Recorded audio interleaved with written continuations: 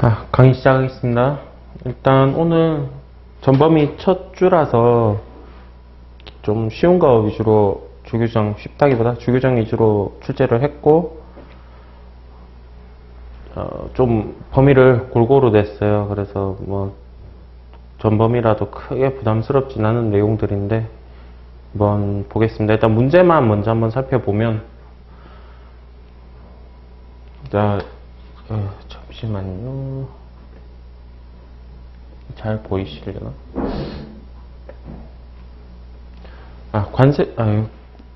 관설배 1부, 4부 일단 한 문제가 냈고, 1, 4부에서 가장 유력한 출제 범위인 낙농품에 대해서 냈는데, 낙농품은 다들 아시다시피 4류에 있고 0401호부터 0406호 치즈까지가 낙농품이고, 그거는 표제를 보시면 알 수 있죠. 표제 잠깐 보시면은, 또 표제도 제가 조금 참고는 해야 된다 했죠. 저희가 통칙에서 표제를 참고용으로 본다고 했는데, 말 그대로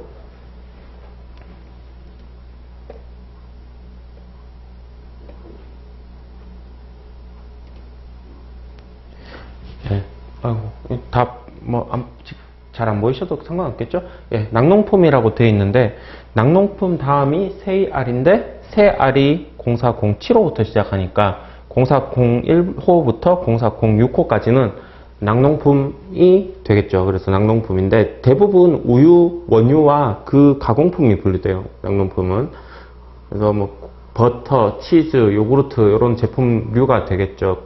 그래서 일단 종류는 다른데, 수험생 분들이 수험 목적상 버터와 치즈를 실질적으로 성분이나 아니면 그런 걸 구분하고 그러실 필요는 전혀 없어요. 그냥 요 주규정 3개, 낙농품이나 주규정이 3개인데, 요거를 그냥 쓰실 수 있으면 그거로 충분합니다. 요것도 은근 쓰기가 좀 어렵죠. 숫자가 많이 등장하고 또 하는데, 이거 이따 한번 보고. 자, 물음 2번 제분공업 생산품인데, 관설풀 10류에는 곡물이 분류되고, 11류에는 제분공업 생산품, 그리고 가루 조제품, 완전 가공품까지는 아닌데 가루 제품들이 분류되죠. 여기 2개인데, 그 중에 11류 안에 1101호부터 1104호까지는 곡물 가루가 특정 조건에 의해서 분류되고 있어요. 그래서 그런 것들에 대해서 질문을 한 문제인데, 크게 보면은 3가지 정도 있죠. 여기 2, 3, 4에 11류에 가느냐 마느냐 문제가 하나 있고, 11류에 가지 않으면 23025로 가고, 그 다음에 입자 크기에 따라서 110, 125로 가느냐, 1하고 2는 곡물의 종류에 따라 다른 거니까 1하고 2는 1과 2 구분은 종류에 따라 하는 거고, 그 다음에 3, 5, 4, 5도 종류에 따라 하는 거죠. 그래서 크게 보면은 입자에 따라 구분하는 거는 1부터 4까지 있지만 사실은 2개다. 왜냐하면 종류에 따라서 구분하는 게 2개씩 있으니까, 밀가루는 1 아니면 2. 그 다음 좀 굵은 거는 3, 4에 따라 가니까 그 문제고. 자, 그 다음에 28류인데, 28류, 저도 수험생 때 많이 공부한 부분은 아닌데, 그래도 계속 말씀드렸듯이 여기 제가 공부를 그때 솔직히 좀 소홀하게 했던 이유는, 여기가 너무 화학이라고 생각을 해서 그런 것도 있는데, 사실 지금 생각해보면 전혀 화학이랑 전혀 상관없어요. 제가 다시 공부하라면은 여기 그냥 싹 다 암기를 하고 들어갈 텐데.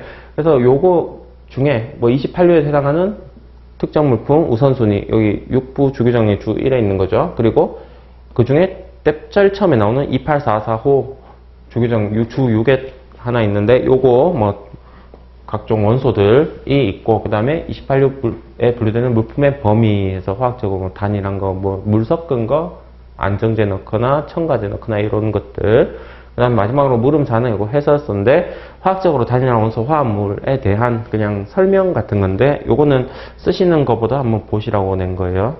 자, 그 다음에 문제 3번. 3번은 비누 34류에 대해서 한번 파보는 문제인데, 34류 제외되는 물품에 대해서 그런데, 특히 이 제외 규정이 육부 제외 규정은 한 개 류당 뭐 많지가 않거든요. 4개, 5개, 6개 이러면은 출제하기가 너무 좋은 부분이에요. 그래서 육부 안에 있는 제외 규정은 정말 잘 외워주셔야 돼요. 7부 뭐 플라스틱 39류 제외 규정 뭐 아니면 뭐 41류 제외 규정 그러면은 뭐 길이도 길고 출제를 뭐 하면 하는데, 근데 6부 제외 규정은 배점이 작아서 진짜 딱 내기가 좋아요. 개당 1점이겠죠. 그래서 제외 규정 좀 써주시고, 그 다음에 3401호의 비누정의인데, 뭐 비누가 무조건 다 3401호로 가는 건 아니고 수용성 비누만 3401호로 가고 나머지는 그때그때 케이스 바이 케이스로 분류가 되는데, 그래서 3401호에 분류되는 비누 종류에 대해서 뭐 좀 적는 건데, 뭐 대부분의 배점은 요거 비누 정의를 적는 거고, 요런 거는 한번 비누 종류가 3가지가 있는데 뭐 경질, 연질, 그러면 뭐 액상 비누 이런데 한번 그냥 보시면은 바로 외우실 수 있는 거라 좀 냈고, 그 다음에 물음 3번에 유기계면 활성제 정의, 물음 4번에 석유역청류 정의, 그리고 함유량에 따른 분류인데, 정의는 27류의 주규정에 있죠. 석유역청류. 근데 70% 기준에 따라서 70%가 넘어가면은 27류 뭐 석유역청류 조제품으로 가거나 뭐 그렇고, 이 3404호에 분류되는 제품들은 석유역청류 함유량이 70%가 안 되는 거, 미만인 거 제품들인데, 그 제품 종류에 대해서 한번 보시라고 냈어요. 이것도 뭐 문제에서 뭐 개당 1점짜리 나올 가능성이 조금 있으니까. 그리고 전반적으로 그 석유역청류 함유량이 70%가 이제 기준으로 여기저기로 가는데, 그 중에 또 한 개 한번 감도 잡으실 겸 해서 출제를 했고, 마지막 물음 5번에 왁스, 인조 왁스, 조제 왁스인데, 요거 왁스 주기정도 길지만 특히 요거 왁스의 특성은 여기는 약간 좀 그래도 암기해 두실 만한 가치가 있는 부분이에요. 해설서 중에.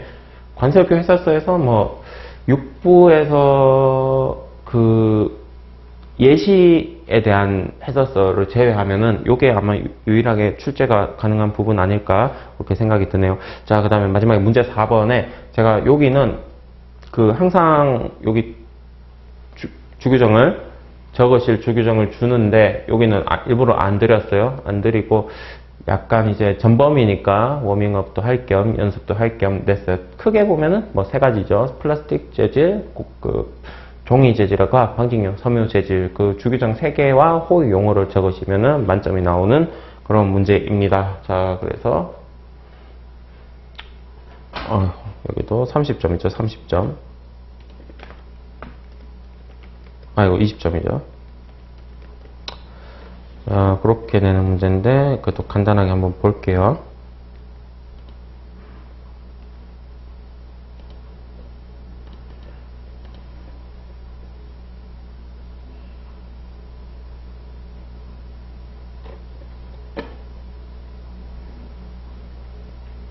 요거는 분량이 약간 돼요. 아주 넘치진, 뭐, 충분히 적으실 수 있을 거예요. 해설서를 제외하면. 자, 그 다음에 관찰표 1부, 4부에서 낙농품 분류 체계.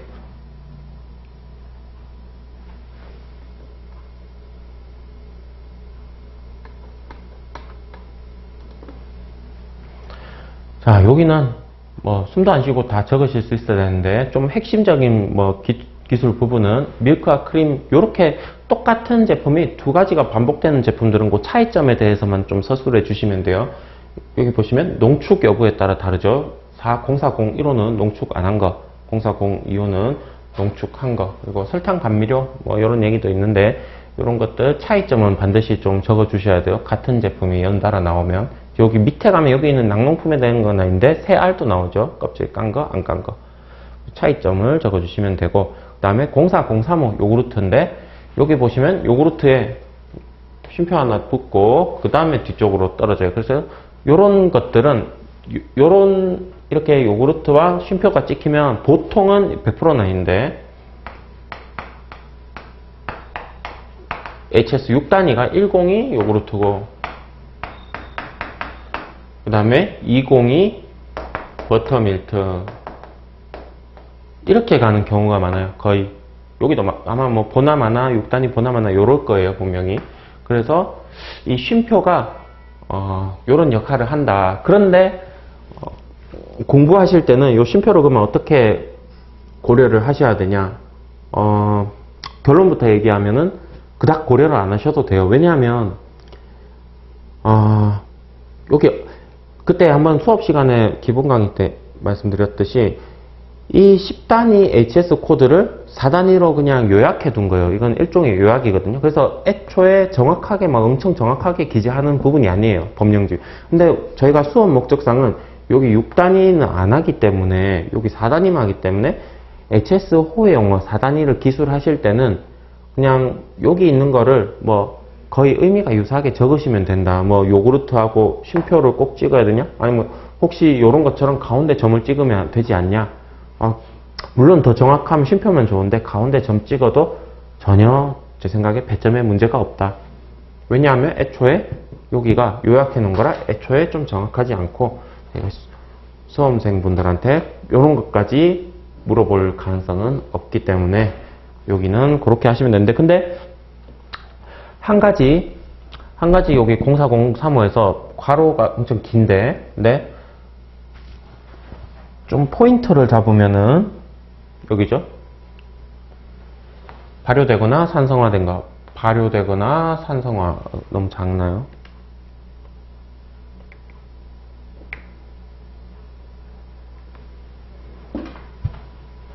예. 발효되거나 산성화된 거. 요구르트나 아니면은 뭐 버터밀크, 응고 크림 이런 것들도 다 발효된 거니까 발효되거나 산성화된 밀크와 크림 뭐 이렇게 적으셔도 가능은 해요. 근데 이런 거에 이런 기술들이 자주 나오는데 어떻게 보면은 이게 더 맞다고 생각이 드신 분들이 많을 거예요. 그럼 0403호 물건이 뭐냐? 그러면은 발효되거나 산성화된 밀크와 크림입니다. 하는데 맞는 말이에요. 맞는 말인데, 그런데 기술 하실 때는 가능하면은 품명을 좀 적어주시면 좋다. 요구르트와 버터밀크, 응고 크림 뭐 이런 것들. 그리고 요구르트 단독 좀 중요한 이슈가 하나 있죠. 여기 코코아. 보통 코코아가 들어가면은 18류, 특히 1806호로 분류가 되는데 그 중에 제외 규정, 뭐 주일에서 제외하는 것들이 하나 있었죠. 그 중에 대표적인 게 요구르트 제품. 왜냐하면 요구르트는 뭐 애초에 이거 원래부터 이것저것 많이 첨가가 되는 제품이에요. 요구르트는. 그렇다고 요구르트에 코코아를 넣었다고 해서 그 요구르트 정체성이 막 이렇게 흔들리는 건 아니기 때문에 우리가 이제 요구르트에 코코아를 넣어도 1806호로 분류하지 않는다. 그런 거고. 그리고 요거 참고로 코코아를 첨가한 것인지 상관없다. 이 문구가 되게 뭐 어디 등장하든 좀 특이한 거죠. 왜냐하면 18류에서 코코아를 하면 조제 식료품, 코코아를 하면 가공품은 1806호로 분류한다고 규정을 하고 있는데 그거랑 배치가 되는 거니까. 그래서 이런 문구가 있으면 요거는 뭐 아이스크림도 있고 베이커리도 그런 게 있죠. 그런 거는 좀 잘 챙겨서 적으시면은 조금 답안이 좀 약간 더 풍성한 답안이 될 것 같아요. 자, 그 다음에 0405 버터, 그 다음에 치즈. 요런 데는 그냥 버터, 치즈 이렇게 적어주시면 돼요. 자, 그 다음에 요구르트 분류기준. 여기는 다들 보셨겠지만 뭐 농축하거나 향을 첨가할 수 있으면 뭐 이런저런 거 하면 할 수 있다. 요 말에서 요 규정이 뭐냐면 요구르트는 원래부터 이것저것 들어간다는 거를 주규정으로 명확하게 좀 해주는 거예요. 네, 새로 들어온 주규정이긴 한데, 그 다음에 여기 다만 이하, 다만 첨가된 물질이 밀크 성분의 전부 일부를 대체하기 위한 목적이어서는 안 되고, 그 다음에 본질적 특성을 유지해야 한다. 어디서 많이 보던 건데, 뭐 구류, 향신료에도 좀 봤던 것 같고, 그렇죠. 그러면 요구르트 본질적 특성이 뭐냐? 몰라야 됩니다. 그냥 요게 기술 하실 수 있으면 돼요. 관설표에서 그 각종 본질적인 특성이라는 말이 자주 등장하는데 그 본질적인 특성이 뭔지 확실하게 기술하는 거는 뭐 해설서에라도 나오는 부분은 뭐 바닥 깔개 이런 부분밖에 없어요. 그래서 의외로 이 본질적인 특성이 뭐냐 그렇게 중요하지가 않아요. 왜냐하면 케이스 바이 케이스라서 그렇게 여기서 보면은 엄청 중요하실 것 같지만 수업 목적상은 더 그렇고 실무에서도 요거는 케이스 바이 케이스예요. 뭐 실제 요거를 구매해서 어떤 용도로 사용하느냐 물리적으로는 똑같더라도 그 상황도 같이 좀 봐야 되고 판매도 어디로 판매되는지 이런 것도 다 고려하는 거기 때문에. 그 다음에 버터 0405 버터 0406호 치즈 둘 다 주기적으로 한 개씩 붙어 있죠. 버터는 데어리 스프레드까지 붙어 있고 한 번씩 보시고 뭐 이거 설마 뭐 안쪽에 고형분 최대하면 고형분이 뭔지 이렇게 조사하시는 분 없으리라 제가 믿고 있어요. 자, 데어리 스프레드인데 데어리 스프레드도 거의 버터랑 똑같이 생겼어요. 외관으로 봐서는 버터랑 구분 안 가요. 그래서 이것도 버터랑 똑같이 생긴 형제 같은 애구나 이렇게 생각하시면 돼요. 그 다음에 치즈 이런 것들은 유장 농축물에 밀크 유지방 첨가했던 물품으로서 다음 세 가지 이런 부분이 이제 좀 특징이죠. 다음 세 가지 특성을 가지는 경우에는 치즈로 분류한다는데 모두 가져야 되죠. 모두. 그래서 유지방 함유량 5% 이상, 건조물 함유량이 70 이상 85 이하, 그 다음에 성형 될 수 있어야 된다. 셋 다 충족해야 치즈니까 그거를 좀 잘 적어 주셔야 될 것 같아요. 자, 그 다음에 물음 2번 11류 재분 생산품인데, 자, 일단 제외 규정 한번 가볍게 적고 가시고, 근데 여기도 제외 규정이 총 지금 6개죠. 6개인데 뭐 다 똑같이 뭐 그렇게 이슈가 없는 건 아니에요. 여기서 특히 중요한 게 특히 중요한 부분이 당연히 어디냐 하면 여기 3개죠. 3개. 요런 부분은 11류 가루 제품이 분류 한계가 있어요. 1901호나 19045나 210145호 여기 분류 한계가 있으니까 여기 3개 나다라는 넘어가느냐 아니면은 11류로 분류하느냐 잘 보셔야겠죠. 근데 규정들은 다 19류 아니면은 20류에 규정하고 있어요. 여기서 넘어가느냐 마느냐는 11류에선 규정하지 않아요. 이런 규정 방식은 2류나 16류랑 약간 좀 반대되는 거죠. 2류, 16류 같은 경우는 어떤 제품이 16류에 간지는 2류의 규정에 따라 다르죠. 왜냐하면 2류에 규정하는 거 이상 가공하면 넘어가니까. 근데 여기는 비슷하긴 한데 그래도 뭐 어떤 가공도에 대해서는 좀 뒤쪽에서 규정하고 있는 그런 케이스가 많죠. 자, 요거는 한번 보시고, 그 다음에 분류 한계인데, 요것도 가볍게 넘어가실 게 아니라, 전분 함유량이 45% 기준으로 충족하면은 11류로 분류하고, 그게 아니면은 23류, 23025 사료로 분류한다. 여기도 짧지만은 1차적으로 한번 거르는 거예요. 11류에 분류하는지 안 하는지 1차적으로 거르는 거고, 곡물 신호 이런 건 좀 잘 적어 주셔야겠죠. 요게 특별히 규정한 이유는 곡물 신호로서 원래 모양인 것도 1104호에 규정하는데 이게 좀 특이하죠. 여기는 가루만 분류하는데 신호는 원상인 것도 분류하니까 다만 이하로 해서 별도로 좀 달아준 거고. 자, 여기는 원래 표죠. 표인데 여기 명확하게 그러니까 표를 이런 줄노트에 어떻게 기술하는지 규정된 나온 건 없어요. 그런데 표를 표 그대로 그리기 약간 좀 찝찝한 부분이 있어요. 왜냐하면 저희가 자기 임을 표시할 수 있는 그런 게 되면 오해를 살 수도 있거든요. 그래서 이렇게 그냥 풀어서 적어 주시는 게 가장 좋아요. 여기 45% 다 똑같으니까 초과하는 거. 회분 함유량은 이렇게 적어 주면 되겠죠. 하나씩 밀과 호밀 2.5, 보리 3, 귀리 5, 옥수수 2, 1.64 이렇게 한 줄로 적어 주시면 표 그리는 표를 또 어떻게 그리는지 또 머리 싸매실 거 아니에요? 여기 사이에 이렇게 또 막 그 선을 그어야 되나? 이러면서 그러지 마시고 그냥 요렇게 그냥 한 줄로 다 적어 주시면은 깔끔하게 떨어지니까 더 좋으실 것 같아요. 자, 그 다음에 110, 1호, 2호 분류 기준인데, 자, 일단 110, 1호, 2호가 어떤 물품인지 보면 110, 1호는 곡물 중에 밀가루와 메슬린 가루, 나머지 그 곡물 가루들은 110, 2호로 가는데 여기 금속망체를 통과하는 비중, 그러니까 고울수록 입자가 작을수록 1, 2로 가고, 그게 아니면은 일단 3, 4로 보내는 거예요. 근데 3과 4도 그러면 입자 크기에 따라 타냐? 아니죠. 여기도 똑같이 위에는 뇌가 정리오네요. 밀가루와 메슬린 가루, 기타. 여기는 옥수수와 기타 이렇게 가니까 참고해 주시고. 그래서 11류 안에서 이제 크게 보면 세 가지가 있죠. 11류로 가느냐 마느냐. 주 2과목 11류로 가냐 마냐 문제가 있고, 그 다음에 110, 12로 가느냐 마냐 문제가 있고, 그 다음에 110, 3으로 가냐 문제가 있고. 자, 그 다음 문제 2번.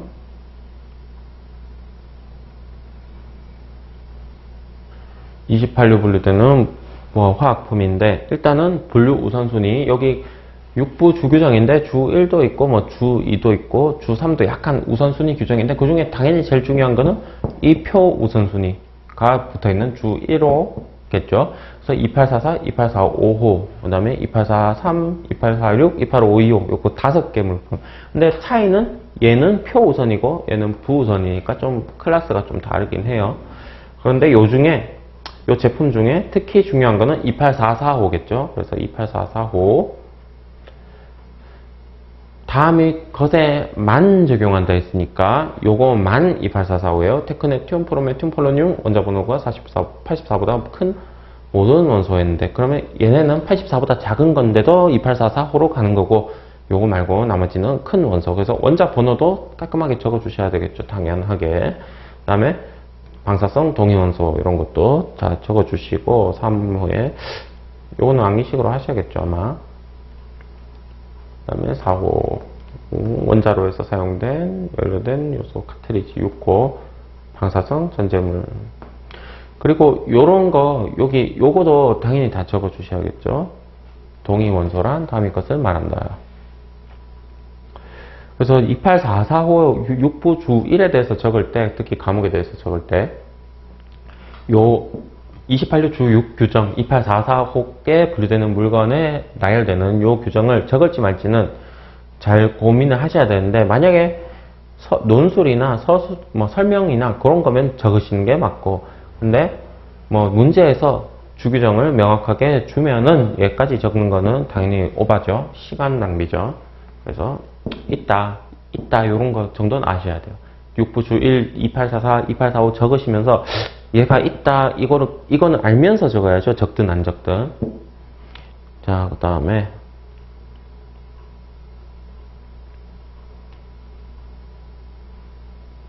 자, 28류 분류되는 물품 범위, 이거 28류, 29류 유사하죠. 처음에 화학적으로 단일한 원소와 화합물. 그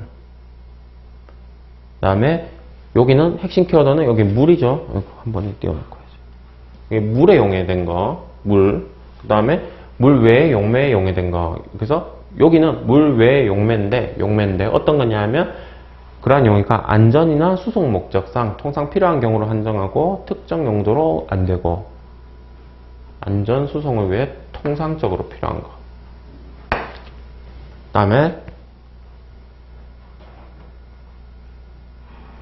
라목에 과목 다목 물품의 보존 수송을 위한 결론은 안정제. 그 다음에 마목에 식별 안전을 위해서 여기는 항분제나 아니면 착색제. 요 정도 외워주시면 될 것 같아요. 여기는 뭘 위해서, 이거는 목적이죠. 목적이 보존 수송을 위한 거다, 아니면은 식별이나 안전을 위한 거다. 물질은 안정제, 항분제, 착색제가 되는 거죠. 그리고 채점하다 보면 요런 이제 좀 외우기 싫은 주규정들을 애초에 적당히 공부하시는 분이 좀 계신데, 그러니까 요런 이제 이런 주규정을, 그러니까 처음부터 이제 다 외울 생각 없이 암기하신 분들은 딱 눈에 보이거든요. 그냥 여기 이런 거 키워드 위주로만 이렇게 적어요. 착색.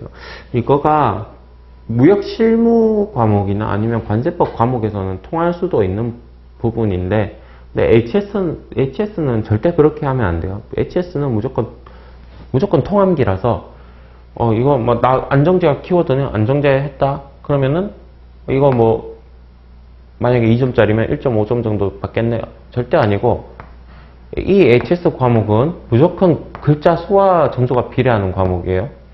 차라리, 좀 극단적으로 얘기하면 얘 안 적고 나머지 다 적는 게 점수가 훨씬 높아요.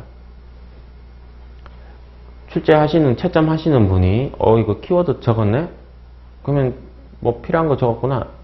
이렇게 안 하시고, 얼마나 이거를 얼마나 다 외우려고 노력했냐, 얼마나 유사하게 분량을 많이 적어내냐, 법령직과 그 부분이 채점과 직접적으로 연관되는 부분이니까 이거 하는데, 그리고 이게 채점 해보면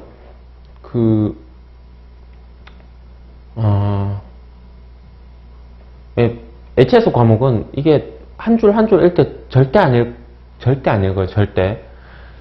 그러니까 쓱 보고 점수가 바로 나가지, 이렇게 한 땀 한 땀 이렇게 못 하세요. 절대 못 해요. 그러니까 적으실 때 이거를 뭐 키워드 이렇게 안정제, 항분제, 착색제 이거 키워드니까 이것만 적고, 나 좀 잘 썼어. 키워드 다 썼어. 이거 천만의 말씀이에요. 자, 그 다음에 화학적으로 단일한 원소 화합물인데, 이거 한번 그냥 읽어보시는 거고, 배점은 거의 없을 거예요. 화학적으로 단일한 화합물이란 해서 그 조성이 원소들의 상수비로 규정되며 일정한 구조식으로 표현될 수 있는 하나의 분자 구성류로 구성된 물질을 말한다. 요까지는 좀 외울 수 있으면 외워주시고, 요 밑에는 그냥 한번 읽어보세요. 여기는 근데 평소에 아마 화학적으로 단일한 원소 화합물 하면 좀 한 번씩 이게 뭐지? 이렇게 생각은 하셨을 만한 것들이에요. 그러니까 요까지는 한번 읽어보시고, 요 요까지는 좀 그냥 잘 보시고, 요 뒤로는 그냥 한번 쓱 보세요. 시험하고 상관없으신 부분이. 그런데 이제 답안에서 나중에 요런 거 한 줄씩 적어주는 게 되게 좀 답안을 느낌을 풍성하게 만든다. 그런 게 있어요. 자, 그 다음에 비누 유기하면 문제 3번 30점짜리인데, 요거는 읽을 거리가 좀 많은 문제인데 주기적만 잘 써도 뭐 20점 정도 나오실 거예요. 자, 일단 제외규정 당연히 적어줘야겠죠. 화학적으로 단일한 화합물. 근데 여기는 6부에서 대부분 유에서 화학적으로 단일한 화합물에 단서가 있어요. 화학적으로 단일해도 제외하지 않는 것들. 근데 이 34류는 없는 게 특징이에요. 괄호가 없죠. 그 다음에 이것도 있거든요. 이용조 제품, 이것도 보시고, 그 다음에 비누, 유기활성제를 하는 부스로서 샴푸, 치약, 면도용 크림과 폼, 목욕조 제품 해서 33류와 34류가 조금 겹쳐요. 근데, 명확한 특징이 있다, 이렇게 하긴 그런데 33류는 비누 이런 거보다 약간 가루 느낌의 이런 제품들이라고 느낌을 가지시면 더 좋아요. 33류는. 34류는. 그래서 요거 좀 겹치니까 이렇게 정리를 해줬어요. 자, 그 다음에 비누인데 3401에서 비누 정의하고 종류에 대해서 쓰는데, 정의는 수용성 비누만 말하며 했는데, 그러면 수용성 비누가 아닌 것도 있다는 거죠. 근데 그런 거는 케이스 바이 케이스로 따져봐야 되고, 수용성 물에 녹는 비누만 340 이러고, 여기 밑에는 함유하는 거 아니면 모양에 대해서 규정했어요. 소독제, 연마제, 충전제, 의약품, 물품을 첨가한 것을 포함한다 했는데, 요 중에 좀 특이한 거는 얘죠. 의약품. 보통은 의약품을 넣으면은 30유로 분류하죠. 근데 30유 제외 규정에서도 얘 비누는 의약품을 첨가해도 30유로 분류하지 않는다고 했어요. 비누에 들어가는 의약품이 대단한 치료용, 예방용 이렇다기보다 그냥 일상생활용에서 쓸 수 있는 그런 정도의 좀 약한 성분들이라 좀 그랬다고 제가 생각이 들어요.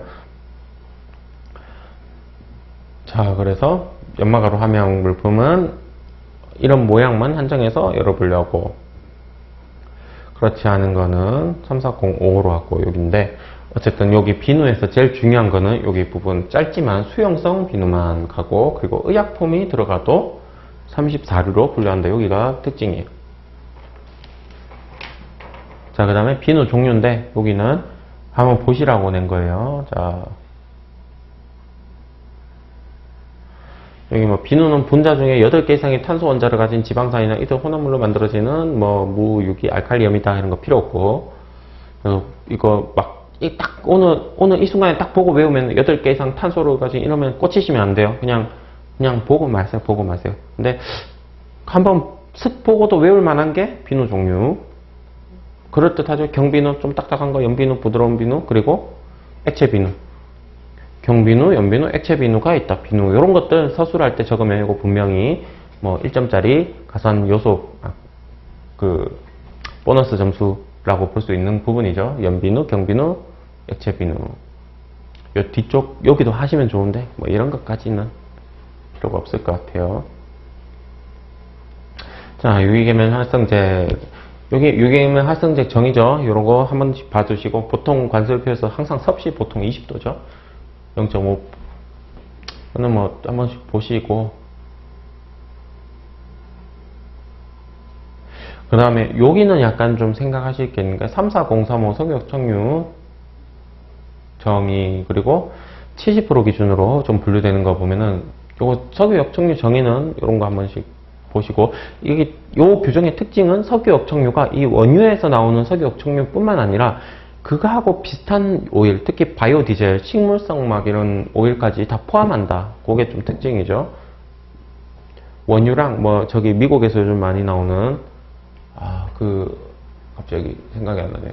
그 모래에서 막 암석을 막 깨가지고 하는 그 무슨 오일이라고 그러죠. 갑자기 생각이 안 나. 아무튼 그 오일 그런 것들도 석유 역청류의 역할을 하면은 27010으로 분류한다. 근데 2709는 원유니까 27105와 27095가 바로 무조건 2709에서 2710으로 오는 건 맞는데 27105가 무조건 2709에서 오냐? 그건 아니다. 원유에서는 무조건 2710으로 오는데 27105에 분류되는 제품이 무조건 2709부터 시작했냐? 그건 아니죠. 바이오 디젤 같은 거는 원유에서 하는 게 아니니까. 자, 그 다음에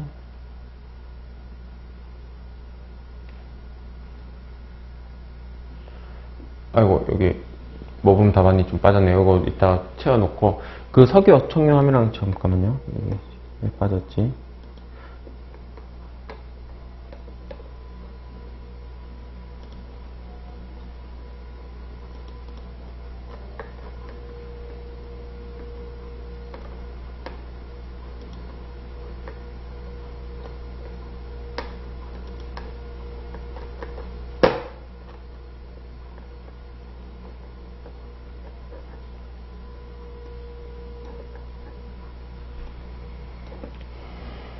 자, 요 부분인데, 여기 석유 역청유 함유량이 전중량이 70% 이상을 함유하지 않는 것으로서, 즉 미만인 것은 특히 다음과 같은 조제 혼합물은 2호에 분류한다 해서 뒤쪽은 필요 없고 앞에 물건 이름만 좀 외워주시면 돼요. 제가 잘 안 보이시니까 한번 마우스를 긁으면서 보면 요거 마찰 감소용 조제 윤활제. 근데 요거 왜 암기하시는 거는 누누이 말씀드리죠. 마찰 감소용 조제 윤활제를 적으실 필요 없어요. 적으시면 좋은데 그런 거보다 마찰 감소용 조제 윤활제가 문제 나왔을 때 이거 34035에 했던 건데 요렇게 가시면 오케이예요. 와이어 제조용 조제 윤활제, 그 다음에 조제 절상유 많이 보던 애, 그 다음에 볼트와 너트의 조제 방출제, 그 다음에 방창제나 부식 방지제, 그 다음에 윤활제를 기본으로 한 이형 조제품. 이형이란 말은 딱 34류에서만 나오죠. 관세표 주규정에서는. 그 다음에 방직용 섬유 이런 것들 가지 처리에 사용하는 물건. 요거 가죽 같은 걸 좀 부드럽게 하는 그런 제품들. 그 다음에 요런 것들 한번 보시고, 방청제 아까 비경화 페이스트 다 나왔죠. 여기 G까지 총 7개 정도 좀 눈으로 봐두시면 될 것 같아요. 여기가 무조건 가는 게 아니라 석유 역청류 함유량이 70% 미만인 것만 이런 거로 쓰이면은 여기로 가는 거지. 윤활제를 기본으로 한 이형 조제품인데 석유 역청류 함유량이 70% 넘어가면 2710으로 가겠죠.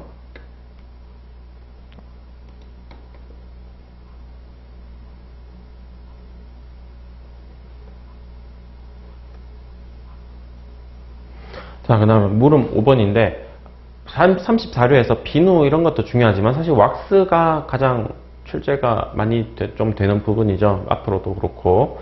자, 왁스 다음에 물건은 말한다. 왁스의 특성을 가지는 화학적으로 제조된 유기 제품, 수용성 상관없고 서로 다른 왁스 혼합물, 그 다음에 한 가지 이상 왁스를 기재로 하여 뭐 이런저런 거를 함유한 물품으로서 또 왁스의 특성을 가지는 거, 그리고 또 제외하는 것들 나오는데 요런 것들은 요런 것들은 지방을 함유했는데 뭐 왁스가 좀 주요 성분이 지방이니까 지방을 함유했지만 왁스로 쓰이지 않는 것들을 이제 했어요. 근데 위쪽에서 아까 왁스의 특성이란 말이 두 번이 나왔죠. 그래서 간단하게 보면 요거는 암기하셔도 괜찮습니다. 하실 분은.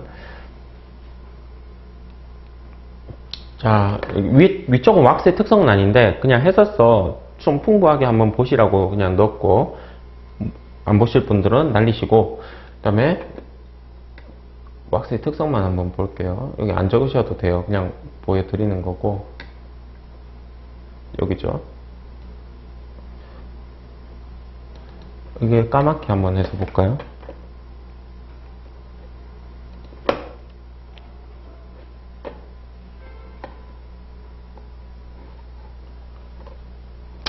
한 화면으로 못 보겠네. 자, 위에 A와 C 왁스 한번 A, C인지 뭔지 보시고 이 밑에만 적으셔도 좀 괜찮을 것 같아요. 만약에 적으실 수만 있으면. 첫 번째가 섭씨 40도 이상 온도에서 드로핑 포인트를 가져야 되며 하는데, 드로핑 포인트는 이렇게 왁스가 40도 이상에서 이렇게 물방울처럼 떨어지는 거, 그거 말하는 거고, 그리고 엔드죠, 엔드. 그리고 회전 점도계로 측정한 점도가 뭐 또 이렇고, 이것도 비슷한 말이고, 그 다음에 2의 하위에서 A에 부드럽게 문지기, 여기가 사실 제일 중요한 부분이에요. 광택이 나고, 이거 뭐 당연한 소리죠.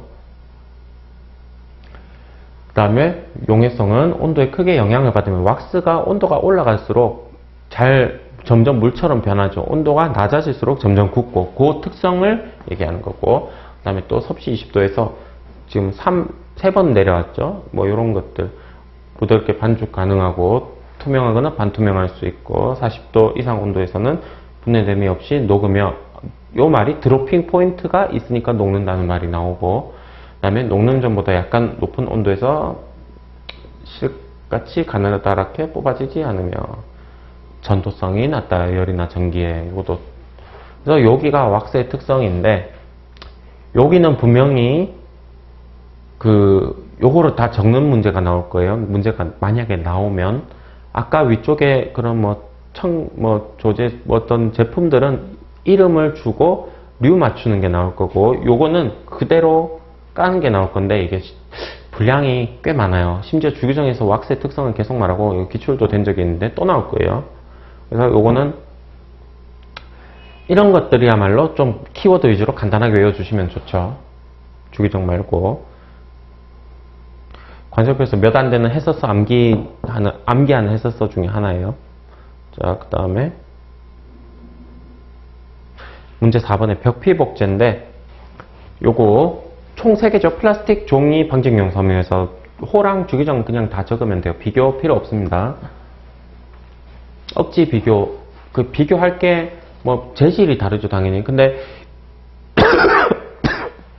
이게 죄송합니다. 왜 비교가 그렇게 중요한 부분이 아니냐면,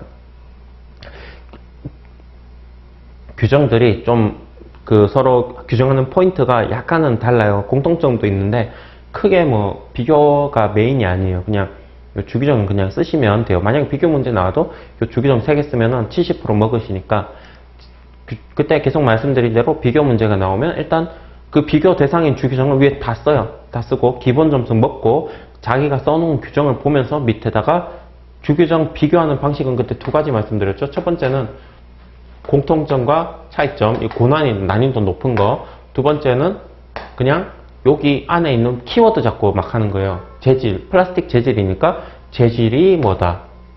그 다음에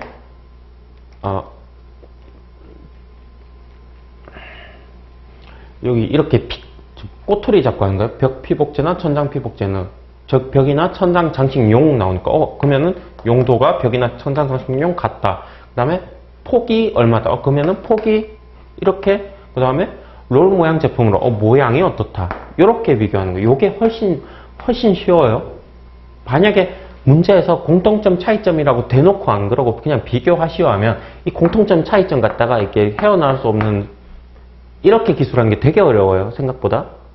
이건 미리 준비 안 되면은 미리 답안 준비 안 오면 안 되고 근데 관설표에서 비교할 게 막 수십, 수백 가지인데 그거 다 이렇게 준비하실 거 아니니까 공통점 차이점은 관설표에서 이런 식으로 준비하시는 거는 전혀 필요가 없고 혹시 준비하시더라도 그냥 요런 요령을 차라리 기르세요. 임기응변을. 어디서 언제 비교 문제가 나올지 모르는데 그러면 계속 꼬투리 잡고 규정을 꼬투리 잡고 가는 거죠. 플라스틱 재질, 벽 천장 창킹 용도가 그 다음에 폭이 얼마다? 폭이 비교하고 그 다음에 모양이 어떻다. 그 다음에 재료에 영구적으로 부착시킨 플라스틱으로 구성되고 구성이 어떻다. 이런 식으로 가는 게 훨씬 쉽다.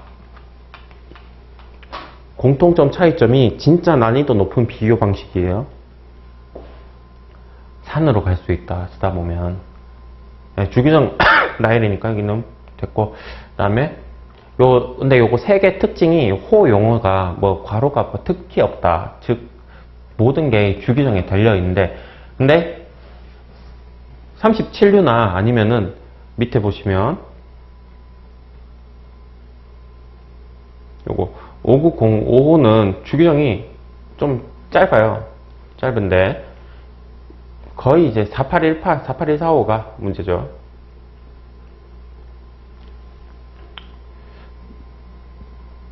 여기는 이제 보통 벽지가 플라스틱이나 방직용 섬유로 하는 벽지보다는 다 종이죠.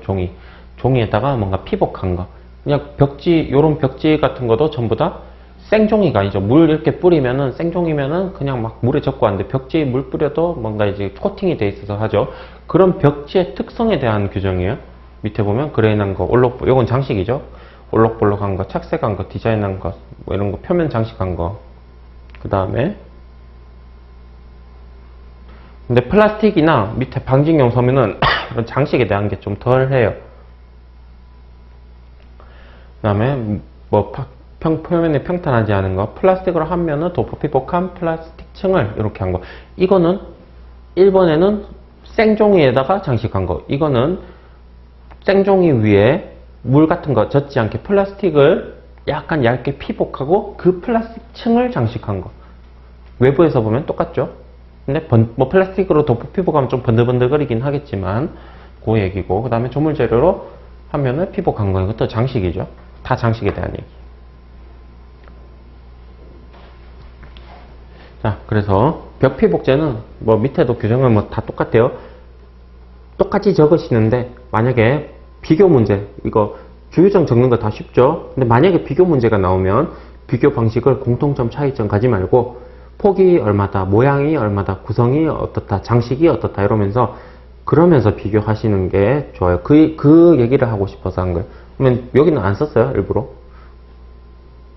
그런 거는 제가 모범 답안을 드리면은 어차피 그렇게 예쁜 답안이 안 나와요. 그래서 문제 내진 않았는데 그건 정형화된 답안이 있다 그런 거보다 얼마나 많이 잡아냈냐 그 문제겠죠. 자, 그래서 오늘 여기까지 하고 이제 전범위 시작인데 본격적으로 이제 달리시는 부분이 있고 지금 4월 이제 끝났죠. 5월부터 5월, 6월 한 2달 반 정도 남았는데 이제 본격적으로 사례 문제랑 또 응용 문제가 조금씩 섞을 거예요. 그래서 그런 거 내더라도 근데 너무 생각하실 필요는 없고 주랑 항상 HS 말씀드렸듯이 요거 3개 주규정, 호용어, 통칙 요거 3개만 하면은 그냥 95점부터 시작이에요. 만약에 정말 시간 무제한으로 요거 3개만 딱 다 쓸 수 있다면. 그런데 이제 시간은 다른 과목에 비해서는 많이 모자라진 않은데 한정된 시간에 한정된 암기 실력으로 시험을 치시니까 요거부터 한 80점 정도 목표로 해서 현실적으로 시험 치시면 HS가 만약에 80점이 나오면 다른 과목 어지간히 망치지 않는 한 평균이 60점 이하로 떨어질 수가 없어요. 근데 늘 누누이 말씀드리지만 HS 1점이 딴 거 1점 얻는 것보다 좀 쉽다 사실. 특히 양도 좀 적고 그런 게 있으니까 열심히 나머지 기간도 준비하시면 되겠습니다. 자, 고생하셨습니다.